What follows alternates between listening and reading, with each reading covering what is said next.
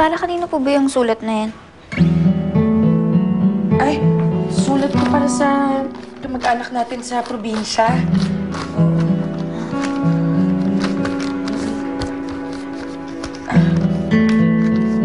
Nay, bakit parang umiiyak kayo? Dahil ba sa pagsama-sama ko kayo si Ferdinand? Sige, Nay, pangako. Hindi ko na po bibisitahin si Nay Lilian. Salamat naman, anak, at naiintindihan mo, nanay. Napapansin ko nga parang puros trabaho na lang ako dito sa mansyon. Bakit kaya hindi tayo lumabas, ha? Labas tayo mamaya. Lood tayong sine, tapos kain tayo sa labas. Gusto mo? Talaga, Nay? Opo, opo. Naku, gusto ko po yung ganito, yung isang buong araw, tayo lang, masaya, walang iniintinding problema.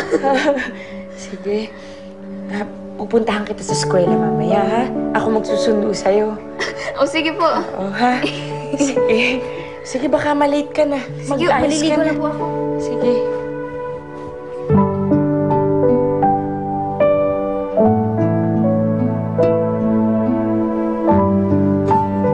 Dali mo na yan. Checkin mo mabuti, ha? Sige.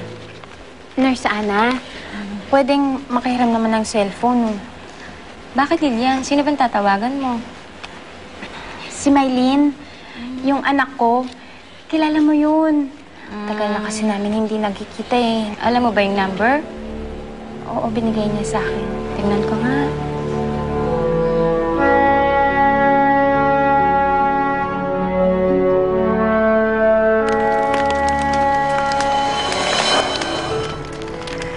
Diyan ka na babagay DNA test.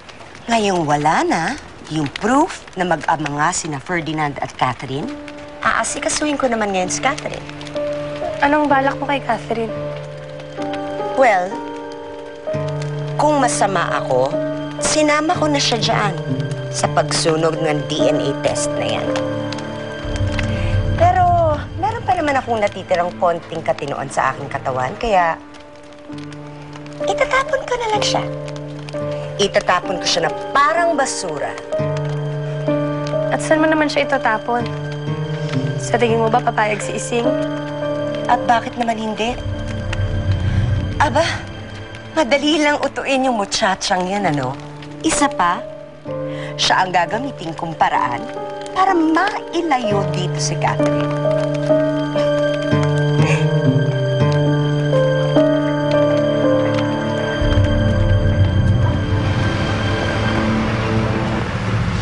Irish, hindi na ako sasama sa library, ah. Sunduin na kasi ako ni Inay, hintayin ko na siya dito. Sige.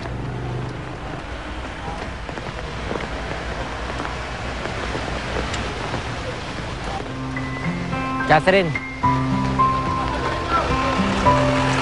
Sige.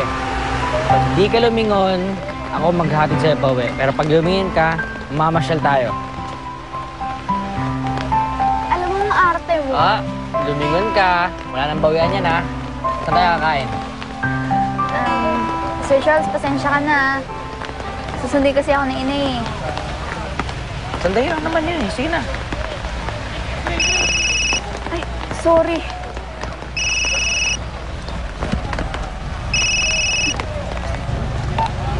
Hello? Hello? Nakiusap kasi si Mrs. Pentebella. Natawagan kita. Ano, kakausapin mo ba siya? O sige po. Pakibigay na lang po sa kanya yung cellphone. Sige. Sandali lang, ha? Ito na siya.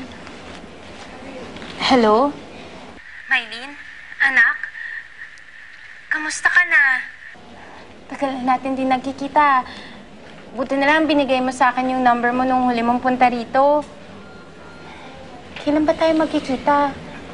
Nay, pasensya ka na. Hindi kasi ako pwede ngayon, eh. Namimiss na kasi kita, anak, eh. Parang ang lungkot-lungkot ko kasi rito, eh. Nalulungkot ako kapag hindi kita nakakasama. Nay, pasensya na talaga kayo, eh. May gagawin po kasi ako ngayon, eh. Hayaan nyo. Pag may pagkakataon, dadaanan ko po kayo dyan. Anak, ayaw mo na ba akong makita? Kasi ako, halos oras-oras iniisip kita eh.